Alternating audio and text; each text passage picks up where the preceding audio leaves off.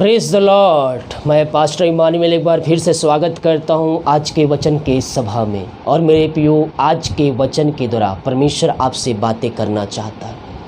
परमेश्वर आपके जीवन में आशीष देना चाहता है। हालेलुया। तो आज के वचन ध्यान से सुनिए।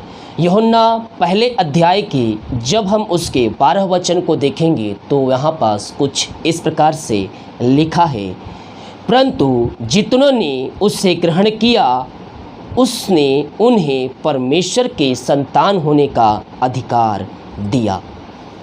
हालेलुया। यहाँ वचन हमसे क्या कहता है मेरे प्रियो?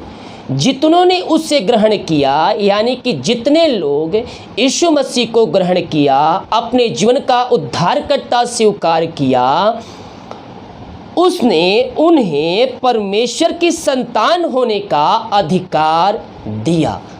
यानी कि आपने प्रभु यीशु मसीह को जीवन का उद्धारकर्ता स्वीकार कर लिया है, उससे ग्रहण कर लिया है, तो आप परमेश्वर के संतान बन चुके हैं। आगे कहता है, अर्थात उन्हें जो उनके नाम पर विश्वास रखते हैं वे ना तो लहू से, ना शरीर की इच्छा से, ना मनुष्य की इच्छा से, परंतु परमेश्वर से उत्पन्न हुए हैं। हालेलुया। हम परमेश्वर की संतान हैं मेरे प्रियो। परमेश्वर हमारी चिंता करता है। हमें किसी भी बात की चिंता नहीं करना है, बल्कि हर एक बातें प्रार्थना विनती के द्वारा परमेश्वर के सम्मुख में रखना है। यहाँ वचन कहता है, जितनों ने उसे ग्रहण किया उसने उन्हें परमेश्वर की संतान होने का अधिकार दिया। 14 वचन देहधारी हुआ और अनुग्रह और सच्चाई से परिपूर्ण होकर हमारे बीच में डेरा किया, और हमने उसकी ऐसी महिमा देखी जैसे पिता की एकलौते की महिमा। यूहन्ना ने उसके विषय में गवाही दी और पुकार कहा, यह वही है जिसका मैंने वर्णन किया है। जो मेरे बाद आ रहा है वह मुझसे बढ़कर है, क्योंकि वह मुझसे पहले था। क्योंकि उनकी परिपूर्णता में से हम सब ने प्राप्त किया, अर्थात अनुग्रह पर अनुग्रह। इसलिए कि व्यवस्था तो मूसा के द्वारा दी गई, परंतु अनुग्रह और सच्चाई यीशु मसीह के द्वारा पहुंची। अनुग्रह पे अनुग्रह देने वाला कौन है?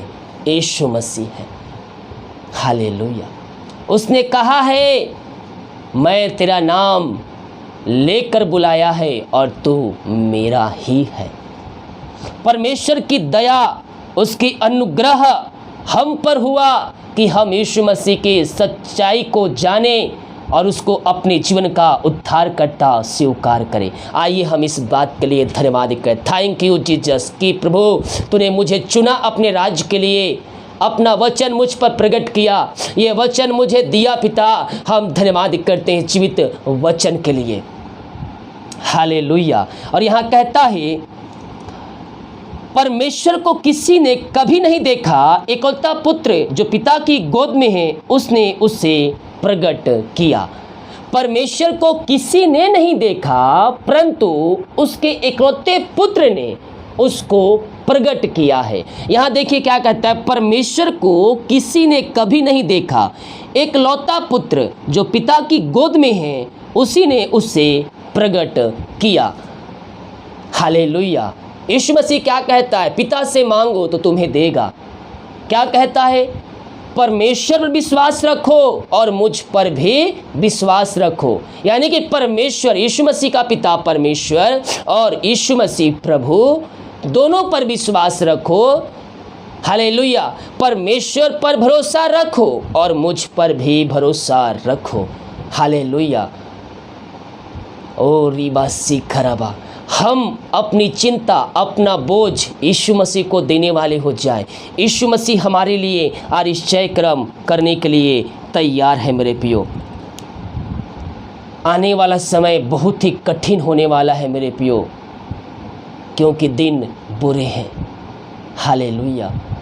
हम अपनी नज़र एक बार जब दुनिया में उठाकर देखेंगे कि भिन्न भिन्न घटनाएं, भिन्न भिन्न प्रकार के बातें घट रही है, और किस प्रकार से घट रही है, ये जो जीवित वचन है इसके अनुसार घट रही है। जो इसमें लिखा है वो वचन पूरा होते जा रहा है, यानी कि यीशु मसीह का आगमन भी निकट है। तो हम उस दिन के लिए अपने आप को तैयार करें और जो यीशु मसीह अनुग्रह पे अनुग्रह हमें देता है उससे हम थामे रहें। यहाँ क्या कहता है, क्योंकि उसकी परिपूर्णता में से हम सब ने प्राप्त किया, अर्थात अनुग्रह पर अनुग्रह। इसीलिए कि व्यवस्था तो मूसा के द्वारा दी गई, परंतु अनुग्रह और सच्चाई यीशु मसीह के द्वारा पहुँची। तो हम अनुग्रह प्राप्त करने वाले हो जाए और सच्चाई पर हम मन लगाए रहने वाले हो जाए। परमेश्वर इन वचनों के द्वारा हम सबको आशीष दे। वीडियो को, वचन को शेयर कीजिए ताकि और भी लोग अनुग्रह पे अनुग्रह पाकर अपने जीवन का उद्धारकर्ता स्वीकार करके प्रभु यीशु मसीह के राज में प्रवेश कर सके। सभी को जय मसीह की। God bless you all. आमीन।